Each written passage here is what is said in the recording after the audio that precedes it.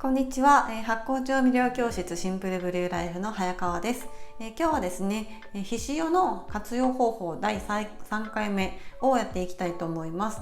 で、今回はですね、発酵調味料であるひしおを使って常備菜を作っていこうと思います。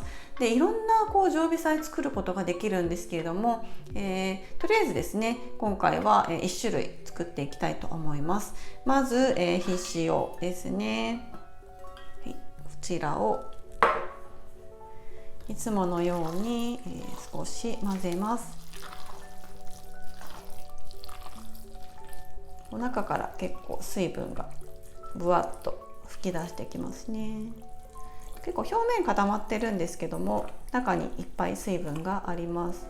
これ結構見た目、豆が、出ていてですね、若い感じなんですけども、もっと熟成していくと豆粒感がなくなってもうちょっとドロッとした感じで、色もですねもっと濃い感じになっていきます。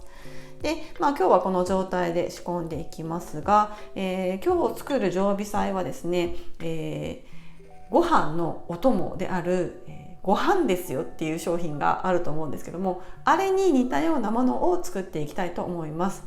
ご飯ですよっていう、商品、要は海苔の佃煮みたいなやつですよね。ああいうのって売っていると思うんですけども、やっぱり添加物が多かったりして気になるっていう方もいると思うので、そういう方のために、簡単に作れるご飯ですよです。はい。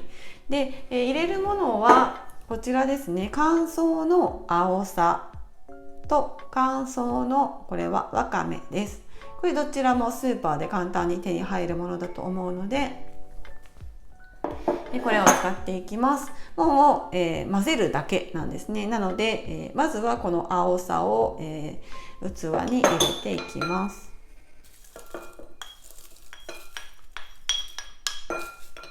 はい。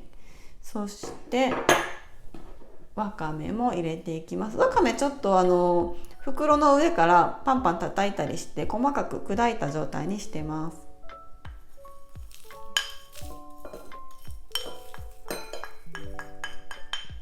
こんな感じですね。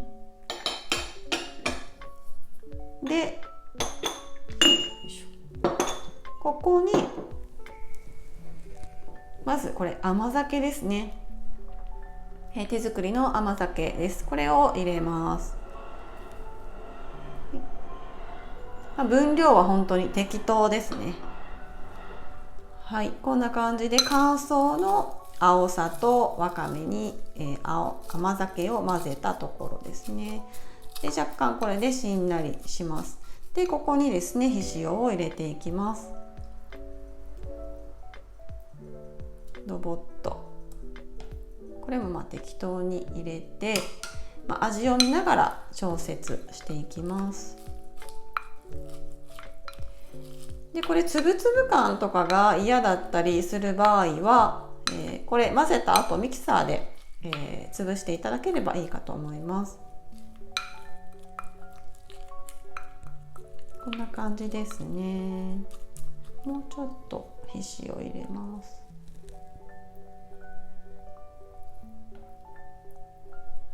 これひしおだけだとちょっと辛くなってしまうんですけども、甘酒も入れることによってちょうどいい感じの辛さになります。で、軽く混ぜていくともうしんなりしてだいぶいい感じになってくるので、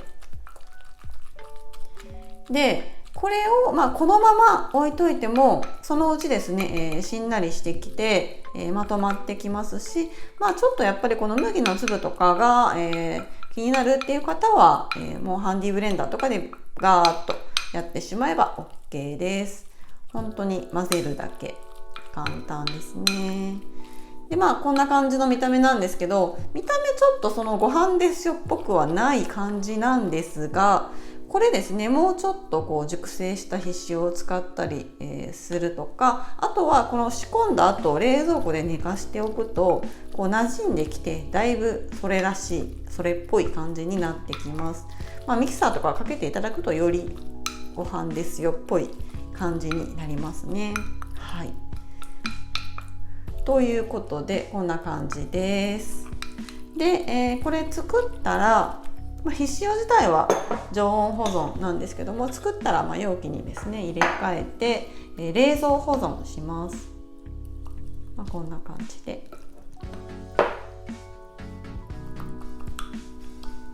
で入れておいて、でこれもし水分足りないなと思ったら甘酒を足していただいてもいいですし、こんな感じですね。で詰めていく時にギュッギュッギュッと押して固めていくといい感じになります。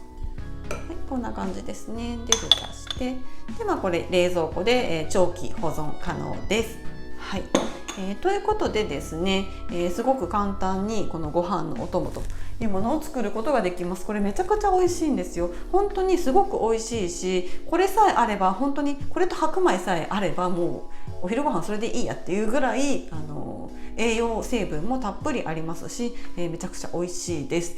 で、それ以外にもいっぱい必須を使った常備菜って作る方法がありまして、具体的に言いますと、例えばですね、たらことかすじこなんかの魚卵系をつけていくと美味しいです。魚卵系を使って、たらこだったら唐辛子とかと合わせてからし明太子を作ったりとか、あとは、ちりめん山椒を使って、ごめんなさい、ちりめんを使ってちりめん山椒を作ったりとかですねもできますし、えのきを使ってなめたけを作ったりとか、そういったことができます。要は、スーパーとかに売っている市販されている副菜系のものですね。そういうものって結構添加物が多かったりするんですが、必要があれば、ちりめん山椒とか、なめたけとか、からし明太子とか、そういうものが簡単に自分で手作りできるといったところですね。で具体的なもの、今言ったものですね、概要欄の方に貼っておきますので、そちら参考にしてみてください。ということで、今回は以上となります。こんな感じで、いろんなものを組み合わせて、必死を使った常備菜を、作っていきました。はい、では今回は以上となります。また次回の動画でお会いしましょう。さよなら。